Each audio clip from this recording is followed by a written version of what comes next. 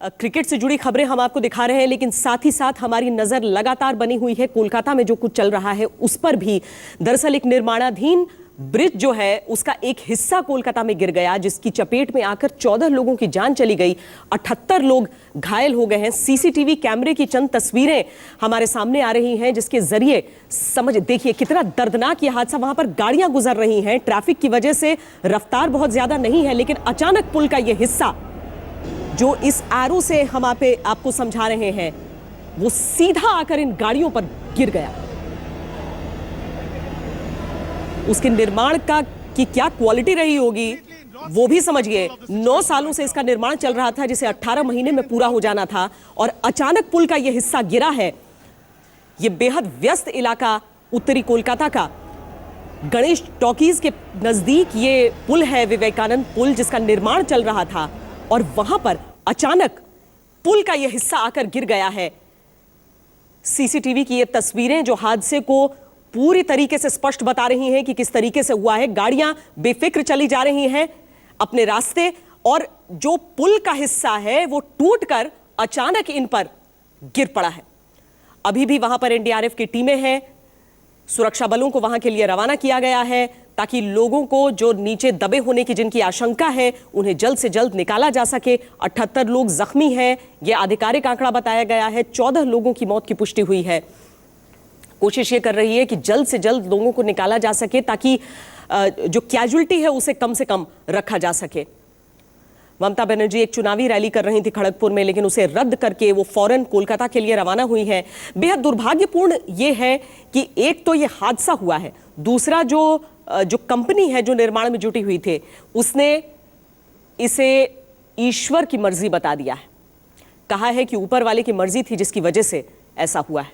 ममता बनर्जी ने कहा है कि जो गलत पाए जाएंगे उनके खिलाफ कार्रवाई होगी, लेकिन फिलहाल जो सबसे बड़ा दायित्व है वो ये कि जो फंसे हुए हैं उन्हें निकाला जाए। चूंकि ये रिहायशी इलाका भी है, इसीलिए आसपास की इमारतों को कोई नुकसान न हो, आसपास जो लोग रहते हैं उन्हें नुकसान न हो, इस वजह से जिस तरह की मशीनों का इस्तेमाल किया जा रहा है वो कुछ हद तक सीमित है।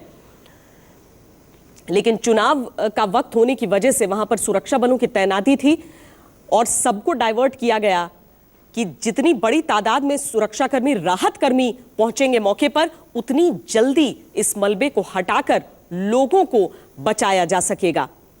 कोलकाता का जो ब्रिज गिरा है, उसका जो हिस्सा गिरा है, वो तस्वीर हम आपको दिखा रहे हैं। ये चौराहा आप देखिए, जहां से एक तरफ से गाड़ियां निकली थीं, उन्हें मालूम नहीं था कि मौत बरसेगी उनके सर पर उस निर्माणाधीन पुल की सूरत में।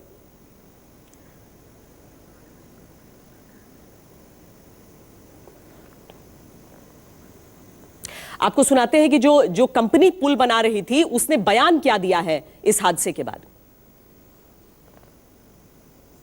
And we already done almost 65-70% of the work is already over.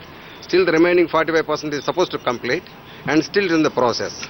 Nothing has happened. Today the girders were missed, it seems. Still in the process. One girder is missed, then second one also fell. And that's how the accident has taken place. It's nothing but a God's act. So far in these 27 years, we must have constructed a number of bridges. It never happened. We are also as a management, we are under shock and we are just waiting for what's happening. And 2 of our engineers also just missed. We are also searching for that. And we have got all the sympathy with them. And whatever the better we are supposed to do it as a corporate sector, we will do our best.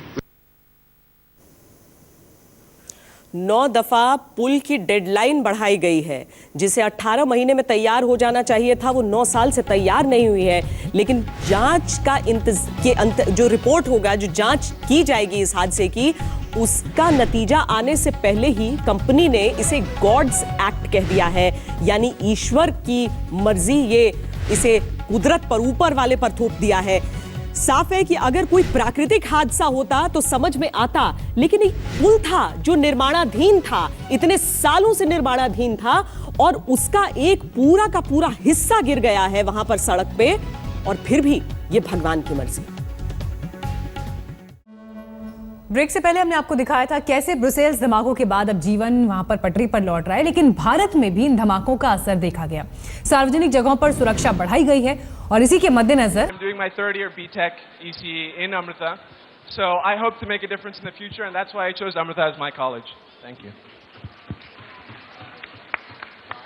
Hello, everybody.